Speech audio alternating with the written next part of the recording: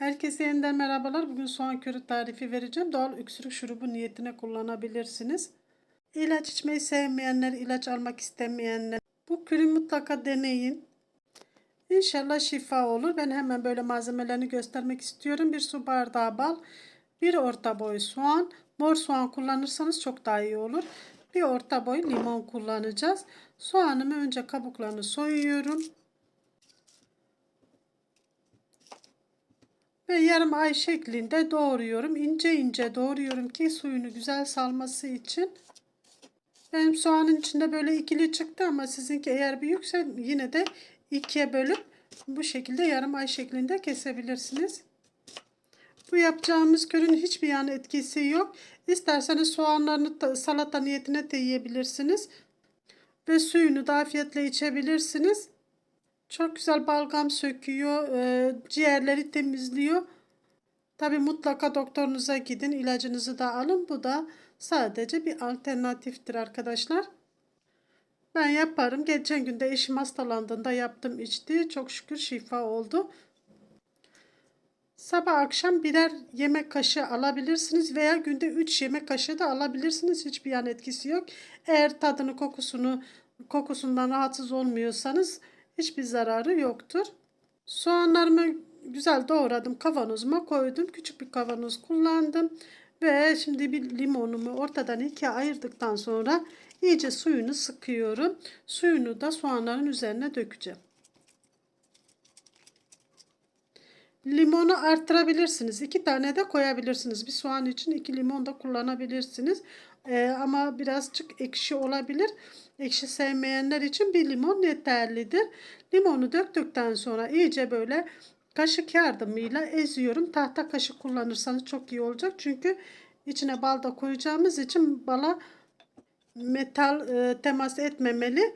O yüzden böyle küçük bir tahta kaşığıyla yavaş yavaş ezdim. Bal ve soğanı iyice birbirine özleştirdim. Soğanımız ne kadarsa balı o kadar koyuyoruz. Soğanın üzerine geçecek kadar bal koyuyoruz. Bir su bardağını tamamına almadı. 3-4 kaşık kaldı bardağın içinde.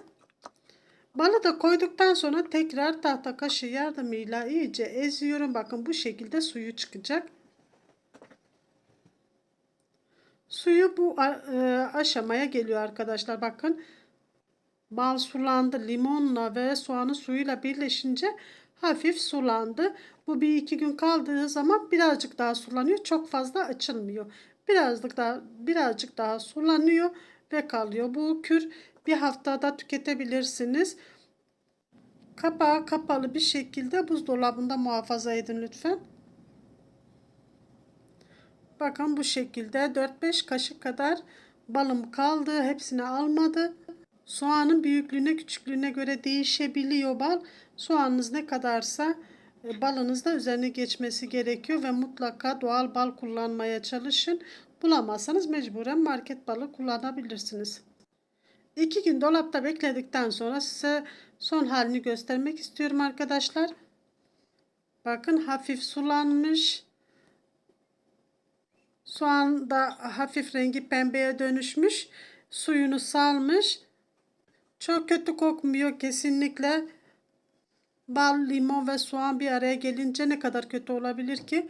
Bir şurup kadar kokusu yok arkadaşlar. Eğer mideniz rahatsız değilse bunu gönül rahatlığıyla içebilirsiniz. Kıvamı bu şekilde, bir hafta içinde tüketebilirsiniz. Soğanların kendisini de salata niyetine yiyebilirsiniz. Kuru fasulye nohutun yanında da çok güzel oluyor. Veya tavuk soslarında kullanabilirsiniz. Hiçbir sakıncası yok. Yetişkinler sabah, öğlen, akşam birer kaşık içebilirler. Çocuklar da 2 yaş üstü muhakkak olmalı. 2 yaş üstü sabah akşam birer tatlı kaşığı içebilir. Siz de yapın, deneyin. Hoşunuza giderse her zaman yaparsınız.